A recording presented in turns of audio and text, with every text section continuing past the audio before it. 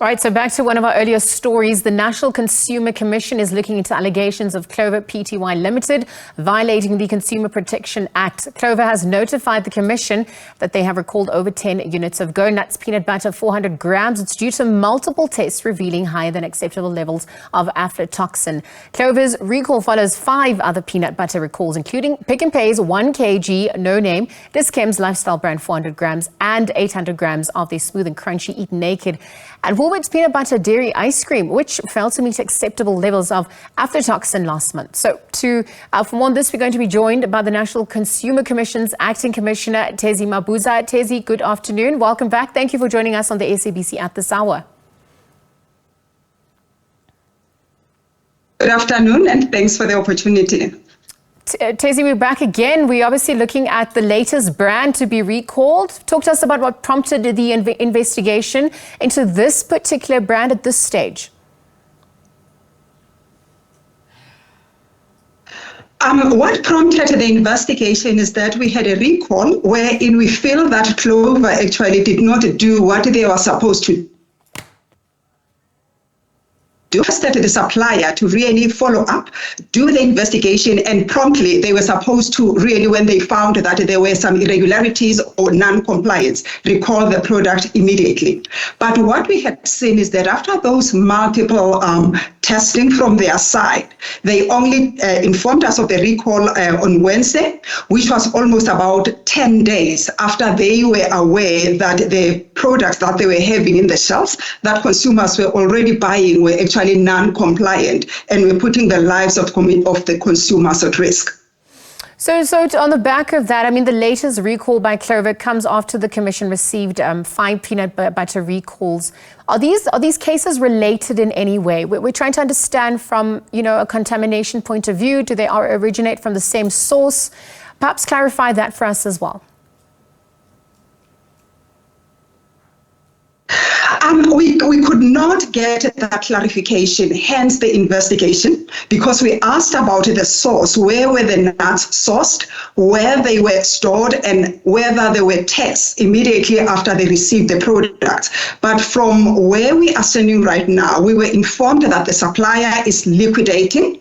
But then what we were checking from what they had informed us, it seems that the production itself, or maybe the peanut butter, was already now by that time still being sold to consumers while they are still informing us that the supplier, the manufacturer, is being liquidated. So for us now, we found that there's a lot of uncertainty and a lot of gaps from what they informed us in terms of the source and really when did this happen. So that is really what is worrying us. Hence, we wanted to get into the bottom of all this. And failure to comply by Clover Pty Limited, as a fine been issued. You alluded to a supplier having been liquidated on their end. Talk to us about the repercussions at this point.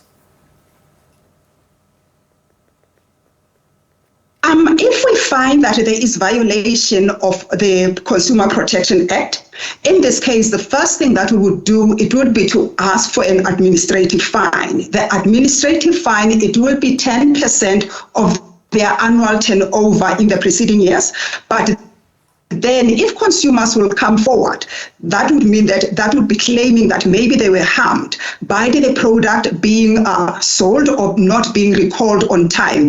In this case, in terms of liability, then the supplier, Clover Pty Ltd, will be responsible for the harm. So will issue a certificate to say that they have violated the provisions of the CPA, and then consumers can take that and proceed to court, wherein they can get what we call, they can actually claim for damages. Talk to us a little bit more about that, because obviously the issue at hand is the high levels of or unacceptable levels of aflatoxin. For those who've just tuned in, what does that actually mean? I mean, it is a fungus, a natural occurring fungus, but talk to us about the immediate risks associated with that. And for consumers, what could they do? What are the options? Are refunds available? How will returns work on that front?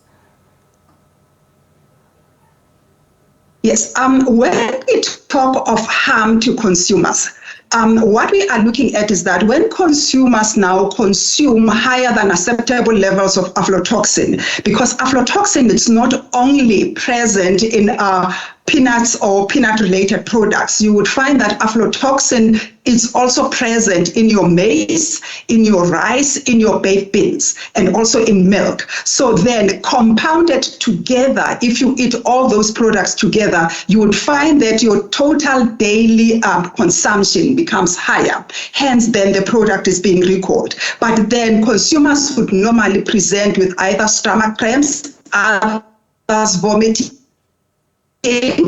and then prolonged use for you need. So why I say you must have that product, that 400 grams, with the best before date of the 12th, the 18th, the 19th of June 2025, and the best before date of 19th July 2025. Please, even if you have consumed.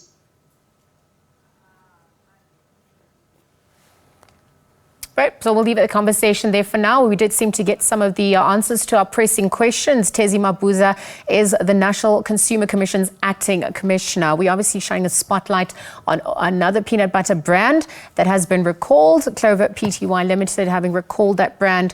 We're looking at some of the impact this is obviously going to be having, given the high levels or the unacceptable levels of aflatoxin, how it impacts consumers, what the options are as well going forward. Thank you to Thezi for joining us, and we do apologize for that break in connection towards the end of that interview.